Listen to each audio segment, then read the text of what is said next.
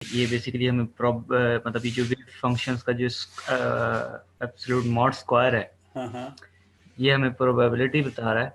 जी। तो ये sir probability और प्रोबेबिलिटी डेंसिटी, सर ये एक ही बात है?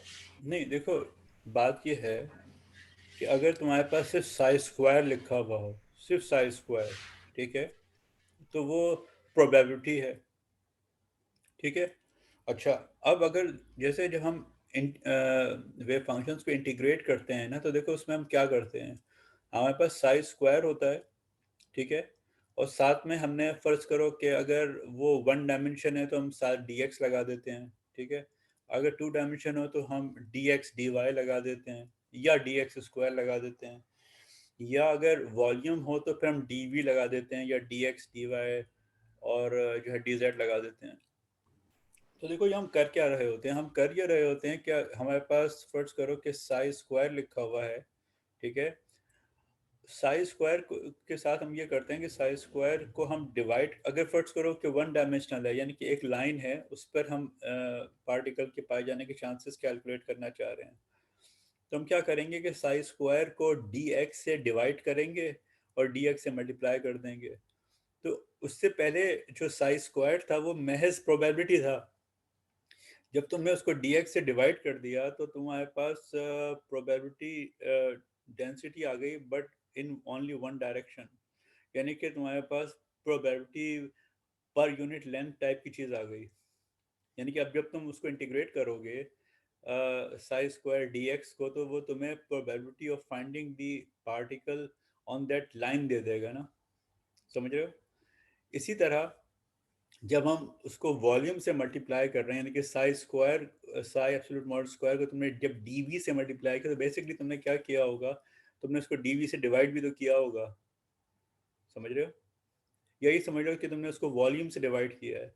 तो जब हम प्रोबेबिलिटी डेंसिटी कहते हैं तो उसका मतलब ये होता है कि प्रोबेबिलिटी पर यूनिट वॉल्यूम, जिस तरह डेंसिटी की डेफिनेशन होती है, क्या होती है, मास पर यूनिट वॉल्यूम होती है ना। जी सर। तो इसी तरह अगर प्रोबेबिलिटी पर यूनिट वॉल्यूम हो तो हम उसको प्रोबेबिलिटी वो कहते हैं, आई मीन डेंसिटी कहलाती है वो।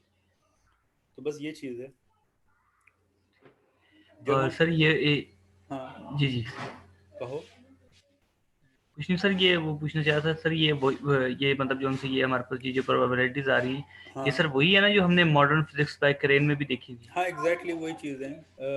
मेरे पास अगर वो डाउनलोड हो गई हुई तो मैं आपको दिखाता हूँ, ये एग्जैक्टली वही चीज़ है। जी बस जी वो उसमें ज़्यादा फैंसी दिख रही थी, यहाँ पे इतनी fancy नहीं दिखती हैं आपको, बट चीज़ चीज़ वही है। जी। अभी तक ये मेरे पास डाउनलोड हुई नहीं, मैंने इसको मैंने गूगल ड्राइव पे रखा हुआ था और वो फिर वहाँ से अभी तक डाउनलोड हुई नहीं। मैं ओह यस, इस वजह से नहीं हुई कि मैंने फिर ये किया कि वो मैंने मुझे उसको बंद करना पड़ गया था ना, इस वजह से शायद उसने इंटरनेट की विड्थ ज़्यादा ले ली थी या क्या हुआ था, तो उसने स्लो डाउन कर दिया था चीज़ों को। तो लेकिन ये चीज़ें ये एग्जैक्टली वही चीज़ है ये। ठीक है सर। Any other question.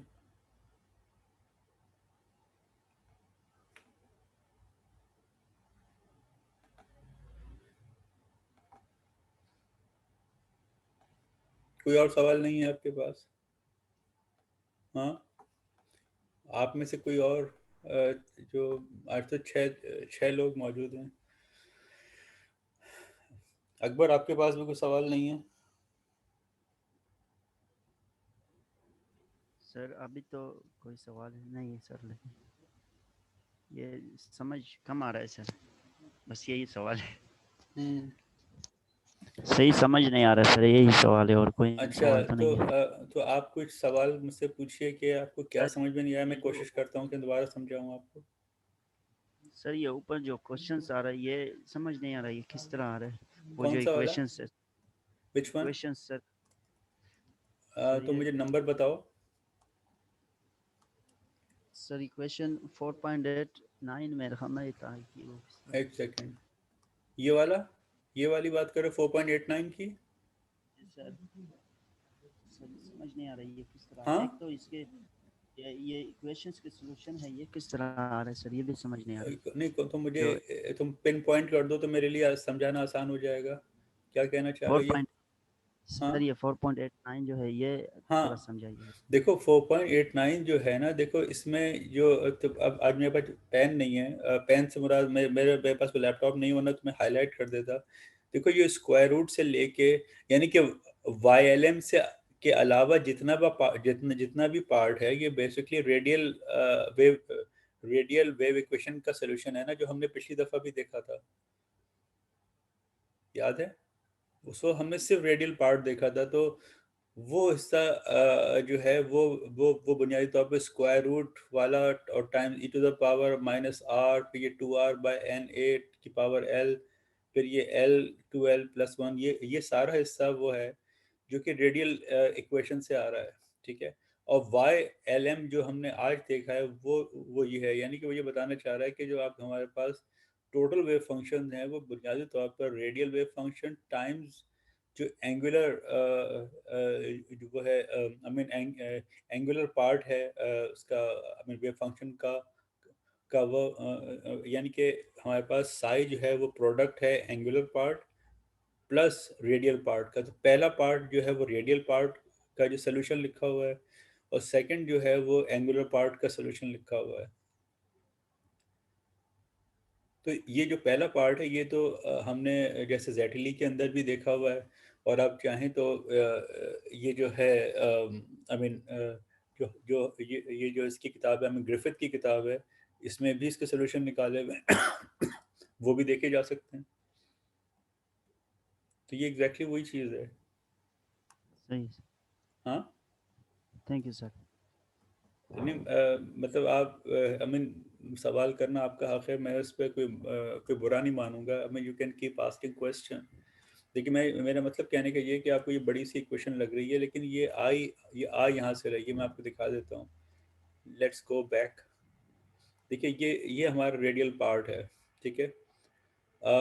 आप ये आप देख सकते हैं कि अगर आप इन दोनों को कंपेयर करें जेटली के की जेटली की जो है ट्रीटमेंट को, और इसकी तो इसमें थोड़ा सा फ़र्क है। इसने चीज़ों को थोड़ा सा सिंप्लीफाई कर दिया, इसने ये इस तरह के बड़े कांस्टेंट लिए, और आप देखेंगे यहाँ पे इसने रॉ इक्वल्स टू के आर तो लिया, लेकिन इसने साथ में एक नया कांस्टेंट भी डिफाइन कर दिया, rho not equals to. Sir ये जेटले की ये है ना सर, ये नहीं बुक जो नहीं, आप पढ़ा रहे हैं? ये ग्रिफिथ है, ये ग्रिफिथ है अच्छा, ये। सही हाँ, सही।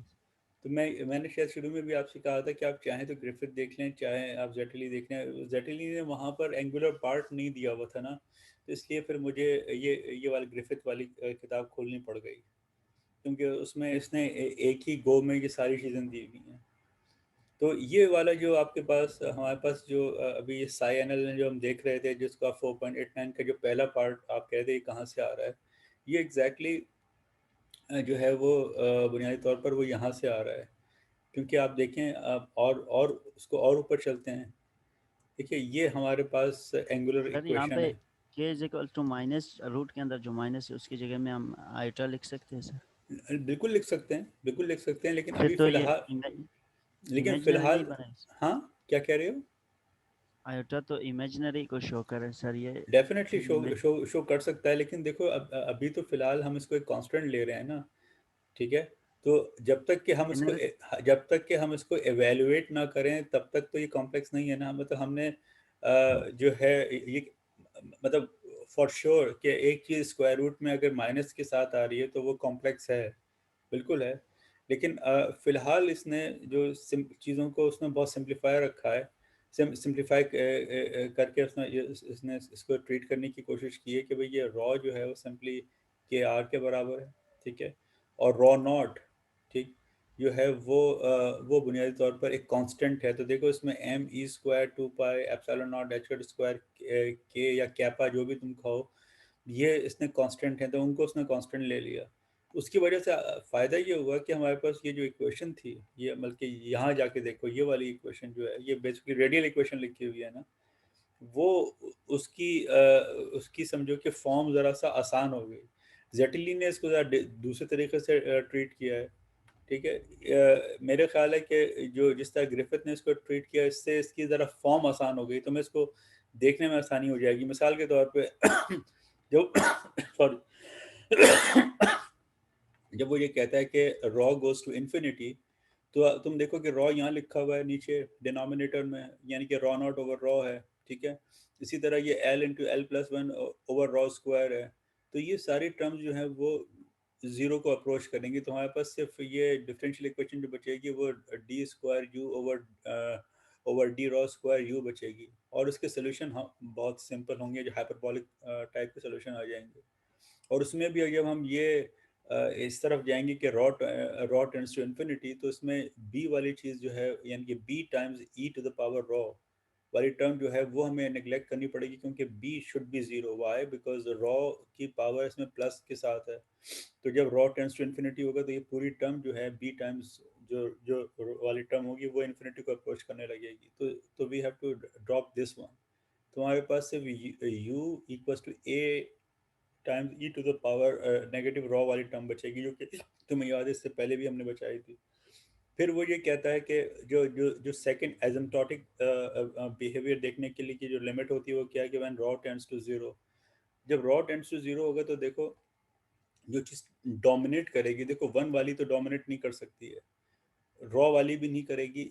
मतलब यकीनी तौर पे रॉ टेंड्स टू जीरो हो तो ये टर्म भी इन्फिनिटी को अप्रोच करेगी, लेकिन जो चीज़ ज़्यादा डोमिनेंटली अप्रोच करेगी वो रॉ की पावर टू होगी। क्योंकि तुम्हें पता है कि अगर एक चीज़ डिनोमिनेटर में लिखी हो, तो अगर फर्ज करो तो कि तुम्हारे पास वो नंबर जो है वो लेट से 0.1 है, ठीक है, तो वो यकीनी तौर पर ज़ीरो को अप्रोच कर रहा है। ठीक है, लेकिन अगर वही नंबर और छोटा हो जाए, यानी कि तुम उसकी पावर बढ़ा दो, तो वो और तेज़ी के साथ ज़ीरो को अप्रोच करेगा, ठीक है।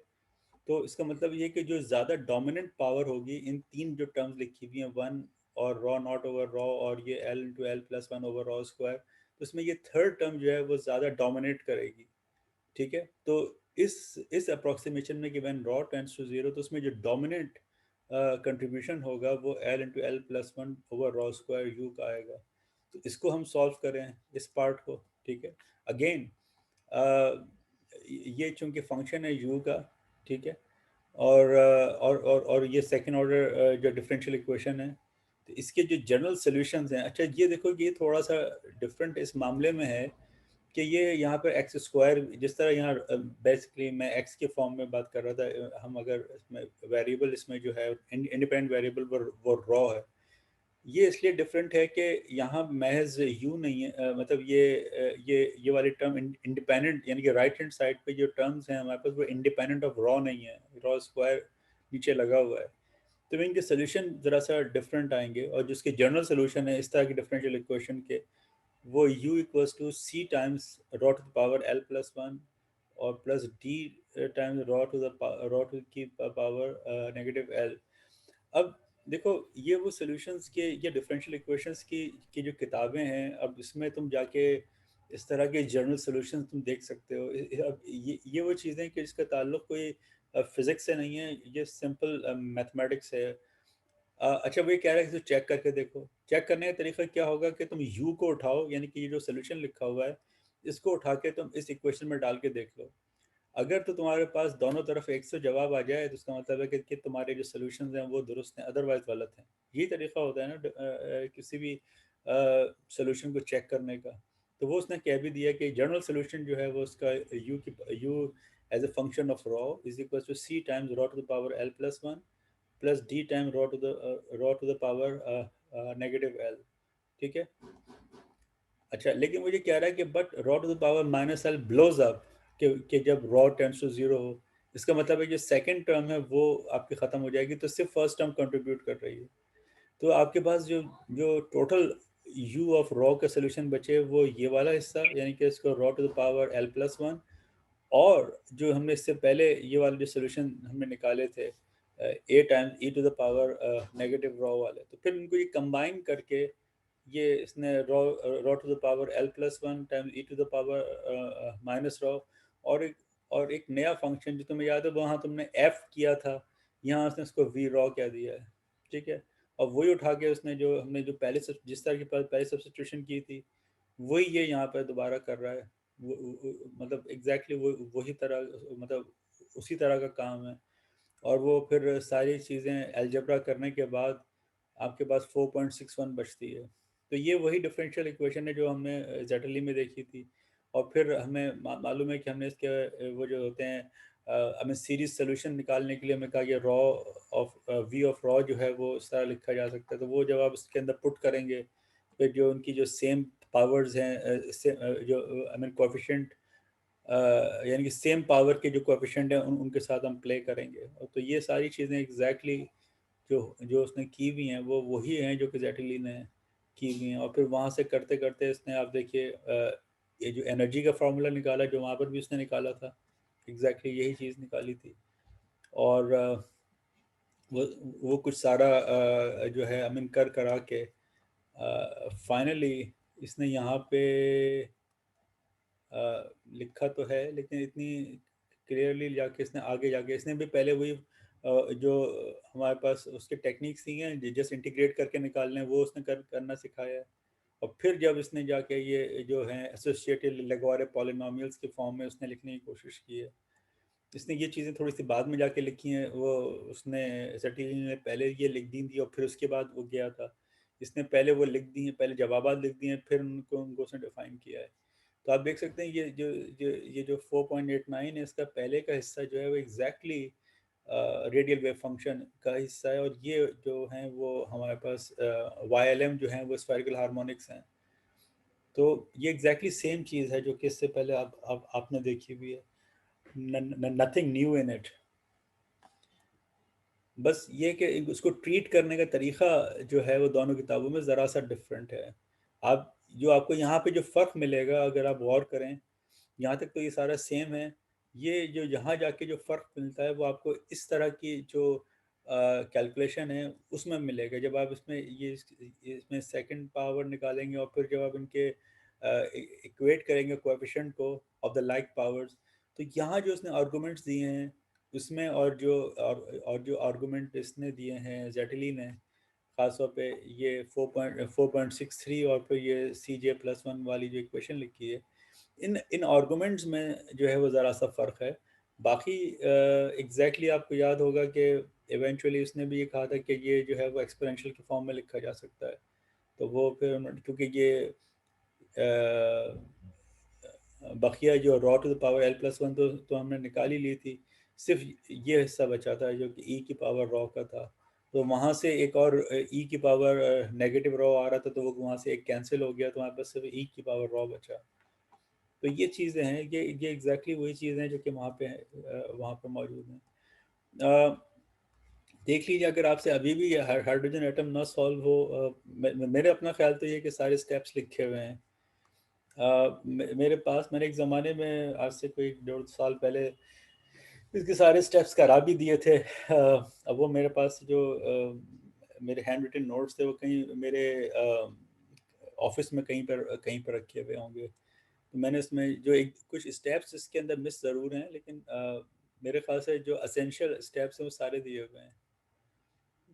मेरा अपना ख्याल है you must be able to to do them. मतलब आपने मैथमेटिकल फिजिक्स के कोर्सेज पढ़े हैं। स्टिल अगर आप ना कर पाएँ तो फिर मैं सोचूंगा कि उसको बैठ के मैं दोबारा से इसके स्टेप्स कर दूं पूरे। लेकिन थोड़ा सा बैठना पड़ता है और कुछ भी नहीं है इसके अंदर। जी तो सर। कुछ बात आई मीन वाज़े हुई।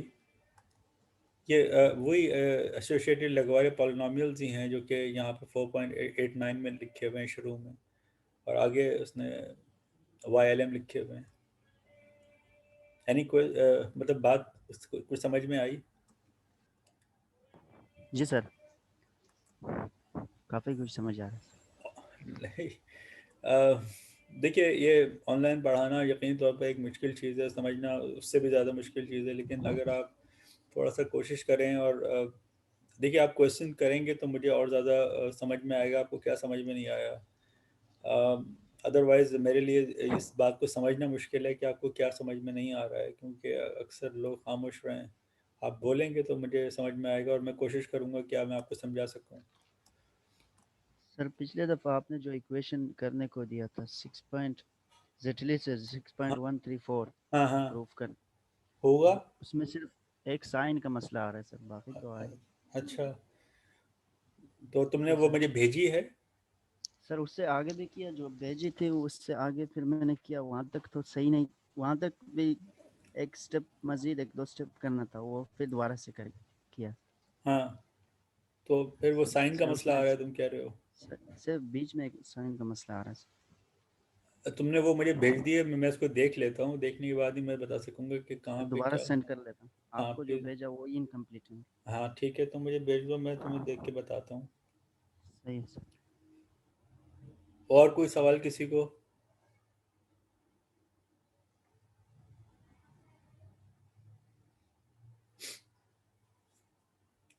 Any question?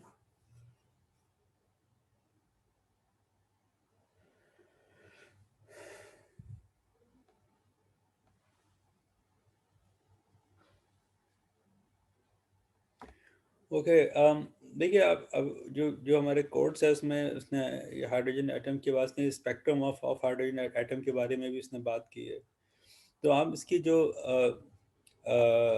बेसिक थ्योरी है उससे तो आप वाकिफ़ हैं। देखिए, बोहर का जो एटॉमिक स्ट्रक्चर, जो उसने एटॉमिक स्ट्रक्चर दिया था, या समझिए जो मॉडल दिया था, वो तो बहरहाल आपको मालूम है कि वो इतना सही नहीं था। श्रोडिंगर इक्वेशन जो है वो उसको सही से बताती है, लेकिन जो मेन मैकेनिज्म है कि इलेक्ट्रॉन एनर्जी अब्जॉर्ब करता है, हायर स्टेट में जाता है, और फिर जब वो जंप बैक करता है तो वो हमें एनर्जी रिलीज़ करता है, और फिर वो एनर्जी जब रिलीज़ होती है तो वो चूँकि एनर्जी स्टेट्स जो हैं वो डिस्क्रीट हैं, तो हमें बजाय कंटिन्यूस लाइट के लाइंस मिलती हैं, ठीक है। और वो लाइंस जो हैं, लाइन स्पेक्ट्रम इस बात की इंडिकेशन होती है कि हमारे पास जो मतलब स्पेक्ट्रम आ रहा है वो कंटिन्यूस नहीं है, बल्कि डिस्क्रीट है, और डिस्क्रीटनेस शो करती है कि हमारे पास एनर्जी स्टेट जो है वो कंटिन्यूस नहीं है, बट जो है वो डिस्क्रीट हैं, 1 है, 2 है, 3 है, 1.25 टाइप की कोई चीज़ नहीं है, ठीक है, क्योंकि क्वांटम नंबर जो है वो n इक्वल्स टू 1 2 3 4 हैं, ठीक है ना। और जो है एनर्जी जो है क्वांटम नंबर के ऊपर डिपेंड कर रही है, n स्क्वायर पे, आपको याद होगा। यहाँ पर अभी हमने थोड़ी देर पहले जो है वो देखा भी है, नहीं देखा तो खैर अब अभी हम आगे आगे चल के देख ही लेते हैं। इसने देखे, फॉर एग्जांपल जैसे यहाँ पे दिया हुआ है, ये बताने के बाद कि किसी भी दो, ये I stand for the initial energy state and F stand for the final energy state. तो और ये माइनस बता रहा है कि ये बाइंडेड सिस्टम है 13.6। आप जानते हैं कि ये हाइड्रोजन एटम की वो है, जिसे हम वो कहते हैं जो आयनाइजेशन एनर्जी कहलाती है, ठीक है। यानी कि आप अगर आई को 1 कर दें और ये इसको 0 कर दें, इसको आप जो है इन्फिनिट कर दें, यानी कि इलेक्ट्रॉन जो है वो बहुत दूर चला गया, इन्फिनिटी के ऊपर चला गया, तो फिर ये वो बेसिकली इलेक्ट्रॉन जो है वो फ्री हो गया ना। तो इस वजह से फिर आपके पास सिर्फ बाइंडिंग जो एनर्जी बचती है वो -13.6 इलेक्ट्रॉन वोल्ट जो है बचती है, ठीक है। और फिर इन दोनों के डिफरेंस जो है वो आप एच न्यू के फॉर्म में लिख सकते हैं, क्योंकि एनर्जी तो है ना। तो ये जो फार्मूले हैं 4.91 वगैरह, ये बहुत हैंडी किस्म के फार्मूले हैं, ये आप याद रखिएगा। ये अक्सर जो आपके एंट्रेंस टेस्ट होते हैं उसमें काम आ जाते हैं। फिर इसके अलावा क्योंकि आप ये जो, अच्छा, ये गैमा का मतलब यहाँ पे और कुछ नहीं है सवाए इसके कि फोटोन को जाहिर कर रहा है, फोटोन की एनर्जी को जो जंप से आपको मिलेगी। तो चूंकि हम इसको एच न्यू लिख सकते हैं, तो हमने ई को यहाँ लेफ्ट हैंड साइड पे 4.91 में हमने एच न्यू लिख दिया, ठीक है। और न्यू हमें पता है कि न्यू और लैम्डा आपस में रिलेटेड हैं, जैसे कि lambda equals to C by nu, तो वो आपने यहाँ पे लिख दिया 1/, न्यू की जगह ई की जगह आपने एच न्यू लिखा, और न्यू की जगह सी बाई लैम्डा लिख दिया, ठीक है। और फिर आप यहाँ आप एक काम और कर सकते हैं कि सी को उठा के आप नीचे ले आइए, ठीक है। और यानी कि ये -13.6 डिवाइड बाय सी कर दीजिए फॉर एग्जांपल, ठीक है। और हमें मालूम है कि जो 13.6 का जो जो नंबर आ रहा है वो बेसिकली वो जो मैजिक नंबर है, वो कहाँ से आ रहा है, वो उसको आप अगर आप पीछे जाके देखें तो वो बराबर है ये इस पूरी चीज़ के कि m/4π h cube e square by 4π epsilon naught वगैरह, ठीक है। तो ये पूरी चीज़ आर के ज़रिए से ज़ाहिर की जा सकती है, ठीक है। और यहाँ का जो माइनस साइन था वो आप देख सकते हैं कि हमने फ्लिप कर लिया, ये 1/nf² को हम पहले ले आए, 1/ni² को बाद में ले गए, तो उससे वो जो माइनस साइन था वो हमने कंट्रोल कर लिया। तो और ये बाकी चीज़ आर के फॉर्म में लिख दी गई है, जिसको कि हम रिडबर्ग फार्मूला कहते हैं। अच्छा, ये करना माइनस को फ्लिप करने के लिए भी ज़रूरत है, क्योंकि देखिए कि यहाँ पर तो ये प्रोपोर्शनल था न्यू के, अब ये 1/λ के प्रोपोर्शनल है, ठीक है। तो आपको पता है कि न्यू और लैम्डा एक दूसरे के वो हैं, हमें रेसिप्रोकल हैं। तो इस वजह से यहाँ पर हमें इसके साइंस भी चेंज करने पड़ गए, ठीक है। वहाँ तो नेगेटिव एनर्जी समझ में आती है, लेकिन नेगेटिव लैम्डा आपको मालूम है कि लेंथ नेगेटिव नहीं होती है, वेवलेंथ है ना, तो वेवलेंथ तो नेगेटिव नहीं होती ना, कि -2 सेंटीमीटर की तो कोई समझ में नहीं आएगी ना बात। इसलिए साइन खुद ब खुद यहाँ पे चेंज करना बिल्कुल एक नेचुरल चीज़ बन जाती है।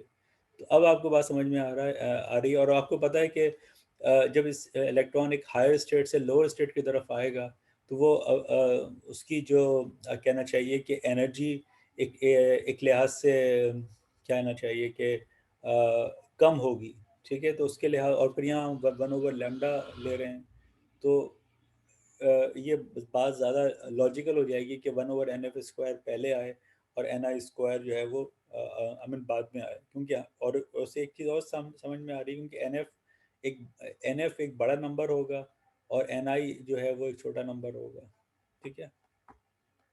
ni बेसिकली जाहिर करेगा कि जो हमारे पास इनिशियल स्टेट है।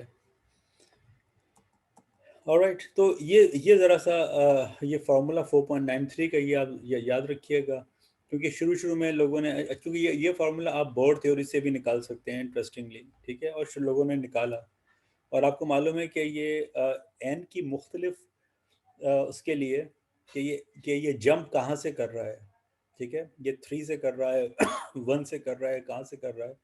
मिसाल के तौर पे अगर n इक्वल्स टू अगर उसकी फाइनल यानी कि जब वो जो n इक्वल्स टू f उसमें था, जो स्टेट में था, उसको हम या लेमन सीरीज कहते हैं। जब n इक्वल्स टू 2 होता है तो उसको बामल सीरीज कहते हैं, और n इक्वल्स टू 3 होता है तो उसको जो है वो हम ये जो है इसको, उसका जो इंग्लिश नाम है वो है आई मीन पास्चन सीरीज कहलाती है। मेरा ख्याल है कि आप लोगों ने एटॉमिक एंड मॉलिक्यूलर फिजिक्स में ये चीज़ें देखी होंगी। हाँ जी सर, देखिए। हाँ, तो ये मुख्तलिफ हाइड्रोजन एटम की लाइंस हैं, जो कि लोगों ने बोहर के जो मॉडल था उससे पहले ये लोग देख चुके थे। बोहर के मॉडल ने आके इस तरह की ट्रांजिशंस को और ज़्यादा एक्सप्लेन कर दिया था, ठीक है ना। तो ये यहाँ से बताए, जो है चीज़ हमें यहाँ से पता चल रही है कि ये हमारे पास लेमन, बामल और पास्टन सीरीज़ कहलाती हैं। बहुत ही मशहूर ज़माना जो है वो आई मीन सीरीज़ हैं, जो कि ये बात ज़ाहिर कर रही हैं कि हमारे पास जो एनर्जी स्टेट्स हैं वो कंटिन्यूस नहीं है, बल्कि डिस्क्रीट हैं, ठीक है ना। बोर का एक कारनामा ये था कि उसने इस तरह के स्पेक्ट्रम को जो है वो उसने एक्सप्लेन किया था, क्योंकि उससे पहले डिस्क्रीट एनर्जी स्टेट्स का कोई कॉन्सेप्ट नहीं था, तो वो इसको एक्सप्लेन कर गया था। लेकिन आपको पता है कि चूंकि वो एक सही मॉडल नहीं था, तो हीलियम एटम और इससे जो हायर एटॉमिक नंबर के जो एटम्स थे वहाँ जाके वो फेल हुआ। अच्छा, ये जो हमारे पास फार्मूले हैं ये हाइड्रोजन लाइक एटम्स के लिए भी सही हैं, ठीक है। आपको याद होगा कि उसके अंदर जेटिली में भी इस तरह के फॉर्मूले दिए हुए थे, कि यहाँ पर आप देखें कि हमने यहाँ पे इसको ई लिया हुआ है, यानी कि सिंगल चार्ज लिया हुआ है। हम इसको हायर जो एटॉमिक नंबर के जो एटम्स हैं उनके लिए भी कर सकते हैं, जिनको हम हाइड्रोजन लाइक एटम्स कहते हैं। फॉर एग्जांपल जैसे सोडियम है, सोडियम के भी के आउटर मोस्ट शेल में सिंगल इलेक्ट्रॉन है, तो वो जो है वो हाइड्रोजन लाइक एटम कहलाता है। इस वजह से कि जो उसके बकिया जो इलेक्ट्रॉन्स हैं जो लोअर शेल्स में हैं वो उसके प्रोटॉन के साथ मतलब उनका जो चार्ज है वो कंज्यूम हो जाएगा, तो इफेक्टिवली जो आपके पास इलेक्ट्रॉन बच रहा है आउटर मोस्ट शेल में वो एक ही बच रहा है। तो उसका बिहेवियर मोर और लेस इलेक्ट्रॉन की तरह होगा, लेकिन जो फ़र्क होगा वो सिर्फ ये फ़र्क होगा कि आप ये देखिए कि यहाँ पे अगर लैम्डा है तो यहाँ पे आर जो लिखा हुआ है, तो एम, क्योंकि आर के अंदर एम मौजूद है, तो वो एटॉमिक नंबर ज़्यादा होने की वजह से उस एटम का मास ज़्यादा है, यानी कि उसके न्यूक्लियस का मास ज़्यादा है। ठीक है, तो वहाँ पर ये होगा कि एनर्जी स्टेट ज़्यादा स्क्वीज हुई हुई होंगी। ठीक है, बस ये फ़र्क होगा, और कोई इसका फ़र्क नहीं होगा। हाँ, यकीनी तौर पे जेड बढ़ेगा, जेड बढ़ने की वजह से फ़र्क पड़ेगा। तो हाइड्रोजन एटम की तरह एग्जैक्टली नहीं होगा, बट उसके फीचर्स आप जिस तरह हम हाइड्रोजन एटम का जिक्र करते हैं, मोर और लेस वैसे होंगे। जैसे कि उसने यहाँ बताया ना कि ई स्क्वायर जो है वो रिप्लेस हो जाएगा जेड टाइम ई से, और जेड जो है वो बेसिकली एटॉमिक नंबर है। ठीक है, तो ये होगा। बल्कि हाँ, मैंने एक चीज़ में गलत बता गया, एम तो इलेक्ट्रॉन का मैस है, वो तो इलेक्ट्रॉन तो एक ही है, तो इलेक्ट्रॉन का की वजह से चेंज नहीं हो रहा, ये बेसिकली यहाँ से चेंज हो रहा है। क्योंकि इसके न्यूमरेटर में जी मौजूद है ना, तो जी की वजह से चेंज होगा, मतलब स्क्विज तो करेगा, वो वाली फिजिक्स तो सही है, लेकिन एम की वजह से नहीं, क्योंकि एम तो मैस ऑफ द इलेक्ट्रॉन है, वो यहाँ पे न्यूक्लियस की तो हम बात ही नहीं कर रहे हैं ना। Sorry, that was my wrong statement, M यहाँ पे नहीं है, एम तो मैस ऑफ द इलेक्ट्रॉन है, वो चेंज नहीं हो रहा। लेकिन जेड जेड यहाँ पे ई स्क्वायर जो है, क्योंकि यहाँ हाइड्रोजन एटम का जेड वन है, एटॉमिक नंबर वन है, तो वो यहाँ अपियर नहीं हो रहा। लेकिन अगर हाइड्रोजन लाइक एटम होंगे तो यहाँ हमारे पास जी आ जाएगा। ठीक है, तो हमारे पास जी स्क्वायर हो जाएगा, यानी कि फिर जी का स्क्वायर हो जाएगा। इसका मतलब है कि अगर सोडियम है तो जैसे उसका एटॉमिक नंबर 3 होता है, तो 3 टाइम्स स्क्वायर होकर यानी कि 9 हो जाएगा वो। ठीक है, और फिर यहाँ 1/λ है, और यहाँ 9 का अगर फैक्टर आ जाता है तो आप देख सकते हैं कि लैम्डा जो है वो स्क्विज करेगा। ठीक है, तो ये फ़र्क पड़ेगा, यानी कि हम ये कहना ये चाह रहे हैं कि ये जो स्टेट्स आपको दिख रही हैं, जैसे 2 और 3, उसमें आपको जो फ़र्क दिख रहा है, जैसे कि ये आपके पास 1 है और ये 2 है, तो जो हाइड्रोजन लाइक एटम्स होंगे उसमें ये 2 और करीब आ जाएगा, डिफरेंस कम हो जाएगा एनर्जी का, जिसकी वजह से लैम्डा बढ़ जाएगा। समझ रहे हैं आप बात को? लैम्डा बढ़ने का मतलब क्या है? एनर्जी कम हो रही है, यानी कि फ्रीक्वेंसी कम हो रही है। जब लैम्डा कम होता है तो फ्रीक्वेंसी बढ़ती है, फ्रीक्वेंसी बढ़ती है मतलब एनर्जी बढ़ती है। ठीक है, और एनर्जी कब बढ़ेगी? जब गैप बढ़ेगा, जितना ज़्यादा गैप होगा उतना ज़्यादा एनर्जी डिफरेंस डेल्टा ई बढ़ेगा। डेल्टा ई बढ़ने का मतलब है कि फ्रीक्वेंसी बढ़ रही है, उसका मतलब है कि लैम्डा कम हो रहा है। समझ रहे हैं बात को? तो ये इस तरह के फॉर्मूलों को हम इस तरीके से अंडरस्टैंड कर सकते हैं। ऑल राइट, सो अगेन ये हमारे पास टाइम ख़त्म होने को आ रहा है, लेकिन चूंकि हम पिछली दफ़ा एक क्लास मिस कर चुके थे, तो मैं ये चाहूँगा कि हम आधे घंटे की क्लास और लें ताकि ये चीज़ें हमारी रह गई हैं उनको किसी तरीके से हम चला सकें, रुकें नहीं हम, क्योंकि हम थोड़ा सा स्लो डाउन हो गए हैं, और उसकी वजह आप नहीं हैं, तो उसकी वजह कुछ मैं भी हूँ। हम जैसे जनरल रिलेटिविटी की 2 क्लासें मिस कर गए, जो कि नहीं करनी चाहिए थी। I am sorry about it, तो will try to you know compensate them. आपके कोर्स के मुताबिक जो अगली चीज़ है वो हमें जो कवर करनी है, वो बेसिकली जो है वो स्पिन का पार्ट है। उसकी वजह ये है कि हमें आगे जाके ये देखना है कि जब हम किसी एटम को मैग्नेटिक फील्ड में रखते हैं तो किस तरीके से वहाँ पे स्प्लिटिंग होती है। और स्पिन जो है वो बेसिकली एंगुलर मोमेंटम है, राइट, और वो इंट्रिंसिक एंगुलर मोमेंटम है बुनियादी तौर पे। इंट्रिंसिक का मतलब होता है उसकी ज़ाती। एक तो होता है एंगुलर मोमेंटम है, जैसे कि आपने कहा, जिसको हम L = R क्रॉस P कहते हैं ना, R क्रॉस P। अब वहाँ पर तो R मौजूद है ना, R बेसिकली कॉन्सेप्ट दे रहा है आपको साइज का, जैसे कि आपको यहाँ देख भी रहा होगा 4.95 में एंगुलर मोमेंटम लिखी है, R क्रॉस P लिखी हुई है। तो R gives you the idea of the size. अब इलेक्ट्रॉन का तो साइज एज सच नहीं है, हम उसको पॉइंट पार्टिकल के तौर पे ट्रीट करते हैं ना, तो वहाँ तो वहाँ पे आर का साइज का कोई कॉन्सेप्ट नहीं है, आर जो है वो ज़ीरो है।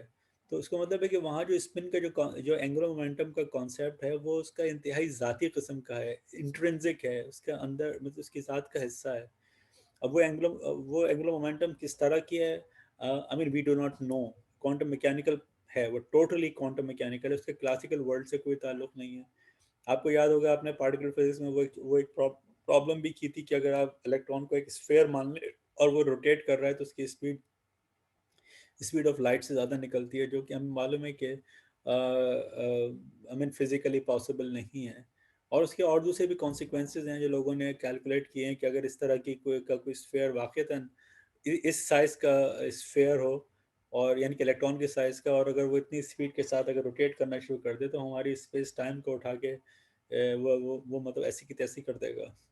ऐसी कोई चीज़ फिज़िकली पॉसिबल नहीं है। तो ये मॉडल, ये सोचना कि इलेक्ट्रॉन जो है वो जिस तरह वो होता है ना, वो जिसे हम वो कहते हैं स्पिनिंग टॉप कहते हैं, या जिसको आप उर्दू में ये कहते हैं, ये जो होता है लट्टू होता है, कि लट्टू की तरह घूम रहा है, अक्सर किताबों में लिखा होता है। तो ये मॉडल इतना दुरुस्त नहीं है, बल्कि ये प्रॉब्लमैटिक है। आप अपने तौर पे महज दिल को खुश रखने के लिए कह सकते हैं कि लट्टू की तरह घूम रहा है, बट नेचर इस तरह की कोई चीज़ नहीं कर रही है, क्योंकि हम उसमें साइज डिफाइन नहीं करते, क्योंकि angular momentum r cross p होती है, याद रखिएगा।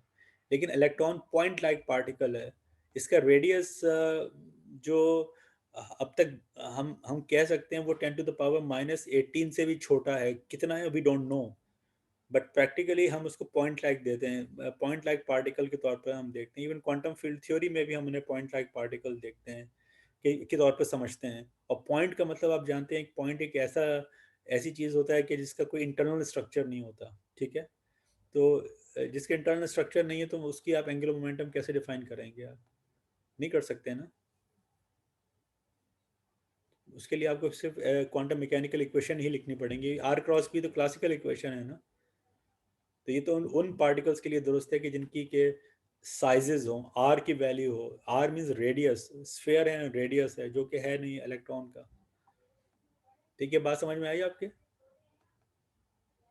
जी सर। जी सर।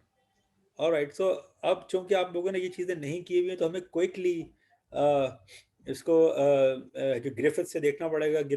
इस ग्रिफिथ ने थोड़ा सा इसको कंडेंस कर दिया है, जबकि जेटेलिन ने इसको पूरा एक चैप्टर दे दिया। वो बहुत ज़्यादा है, उसको कवर करना हमारे लिए बहुत मुश्किल हो जाएगा। तो मैंने ये सोचा कि एंगुलर मोमेंटम अगर हम एक तरह से रिवाइज भी कर लें, अगर जिन्होंने पहले से पढ़ा हुआ, जिन्होंने नहीं पढ़ा हुआ, तो वो अभी देख लें, और हम फिर ताकि स्पिन तक पहुंच सकें, जो कि इस कोर्स का हिस्सा है। तो देखिए, एल क्रॉस पी हमें मालूम है एंगुलर मोमेंटम है, जो हम जानते हैं। और आप अगर इसको डिटर्मिनेंट की फॉर्म में लिखें, आपको याद होगा क्लासिकल मैकेनिक्स में हमने किया भी था, अगर आप इसको डिटर्मिनेंट की फॉर्म में लिखें आर क्रॉस पी को, तो एल एक्स कंपोनेंट ऐसे लिखा जाएगा एल वाई एल जेड। आप 4.96 के साथ तो आप कंफर्टेबल है ना कि ये कैसे लिखे गए हैं? जस्ट इसको डिटर्मिनेंट के फॉर्म में लिखें और आई जे के जो कंपोनेंट है वो आप निकाल लें। जी जी सर। ठीक है ना। अच्छा, आपको ये भी मालूम है कि जो पी एक्स है, यानी कि लीनियर मोमेंटम का ऑपरेटर क्वांटम मैकेनिक्स में ऐसे लिखा जाता है कि minus I H cut partial by partial x, और पी वाई का होगा तो वहाँ पे आप पार्शल बाय पार्शल वाई लगा देंगे, और जेड होगा तो वहाँ पार्शल बाय पार्शल जेड लगा देंगे। यही होता है ना, ठीक है जी ना। सर। जी सर। अच्छा, और फिर आप इस तरह के कम्यूटेटर से भी वाकिफ होंगे। मतलब आपको याद हो, ये तो हमने क्लासिकल मैकेनिक्स में भी किए थे, कि अगर आप एल एक्स एल वाई का अगर आप कम्यूटेटर खोलें, ठीक है, एल एक्स ये है Y P Z minus Z P Y comma, और एल वाई की जगह पे आप Z P X minus X P Z लिखें, और उसको आप खोलें, ठीक है, और आप इसको एक्सप्लिसिटली खोलते चले जाएं, तो at the end of the day आपके पास जो चीज़ बचेगी वो I H cut times L Z बचेगा। यानी कि एल एक्स एल वाई का कम्यूटेटर जो है वो आपको I H cut L Z देता है।